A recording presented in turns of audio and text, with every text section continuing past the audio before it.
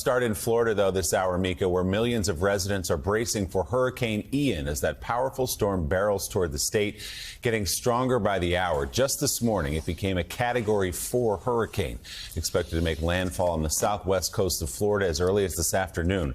The center of the storm then forecast to move over the central part of the state, with winds likely reaching more than 130 miles per hour. The National Hurricane Center also warning of dangerous storm surge and flooding, with up to 18 inches of rain expected in some areas. More than 2.5 million people are under evacuation orders along parts of coastal Florida.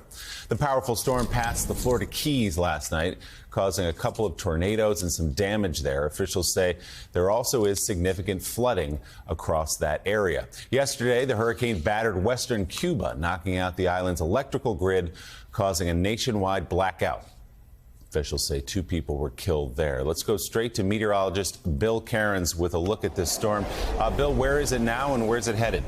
It's heading for Florida, southwest Florida to be exact, and it's almost certain that this is going to end up being one of our costliest hurricane disasters or even just weather disasters in our country's history. Some estimates are going to put this at about $10 to even $20 billion worth of damage. But that's not the important thing today. The important thing today is to try to save as many lives as possible. That's the goal of all the emergency managers. That's the goal of all the meteorologists out there, is to get as many people as possible out of harm's way. And then after it's done, then we'll figure out how we're going to repair and everything and get the power back on in the weeks ahead. So here's the storm, Category 4, about as strong as it gets. You know, we don't even get many Category 4 hurricane landfalls in this country, but that's going to happen this afternoon, and it's going to happen somewhere close to Fort Myers or just north of there around Punta Gorda and Port Charlotte. Now, if that sounds familiar to you, 18 years ago, Hurricane Charlie made landfall as a Category 4, 145 mile per hour in the exact same location.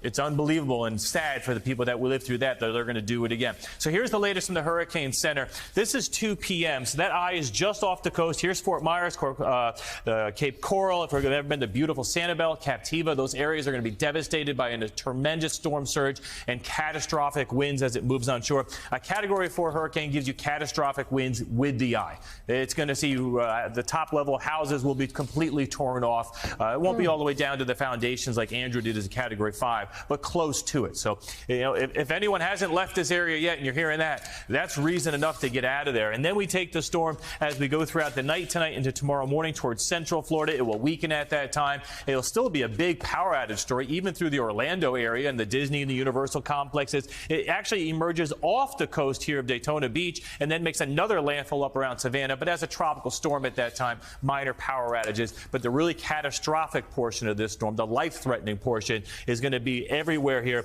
from the Fort Myers, southwest Florida into central Florida. The number one thing that kills people in hurricanes is water. So the thing today we're really focused on is that storm surge.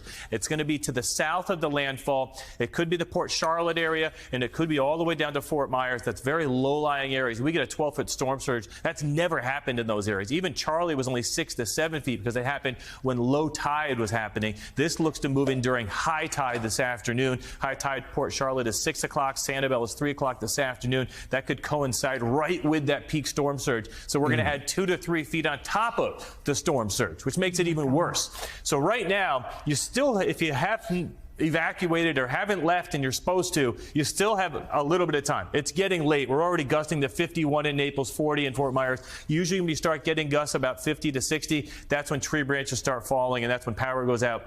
And that's when the rescuers at that point say, we're not even going to head out to help people anymore. We have to wait till the storm is over. And as far as the max wind gusts estimated, we could be somewhere here between Fort Myers and around Port Charlotte, Punta Gorda, and the Boca Grande region. Someone's going to have wind gusts up here of 130 miles per hour. So that's why we're talking catastrophic wind damage. And even as far inland as Orlando, we could have wind gusts to 88 miles per hour. There's a lot of old trees in the Orlando area, and that is going to be the problem there with branches falling down. Power outage swath in red. This is going to be widespread, obviously where the landfall is, but then right up through I-4, heading into Volusia County here, Daytona Beach, Flagler County, all the way back down towards the Space Coast.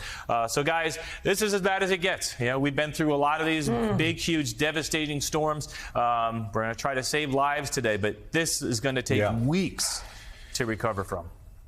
You know, Bill, we've done this, I think, together for about 20 years now. I go back to 2004. in my hometown. You and I were reporting on Hurricane Ivan, another Category 4 storm, and it made a tick right at the last minute and obviously put Pensacola right in its target.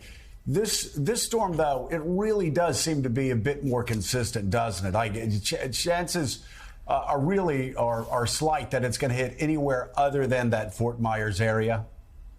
Yes, I know everyone in Tampa, you're still watching this so closely. A couple of days ago, we were thinking this could have been into Tampa. Instead, it took a little wobble to the east, and kind of our computer models, shifted a little bit. You can see this little line here shows how these hurricanes do wobble. And if we get a wobble at the last minute, we may get, a hurricane landfall into Fort Myers directly instead of up the coast. Or if it wobbles the other way, we could get that in Sarasota. But that's kind of the window, Joe, of where we're going to see the catastrophic winds. The 130 mile per hour, 140 mile per hour winds. It's either going to be somewhere from Fort Myers, Bonita Beach, northwards up to Sarasota. Everyone in that region has the possibility of obviously life-threatening weather, storm surge like never have seen before.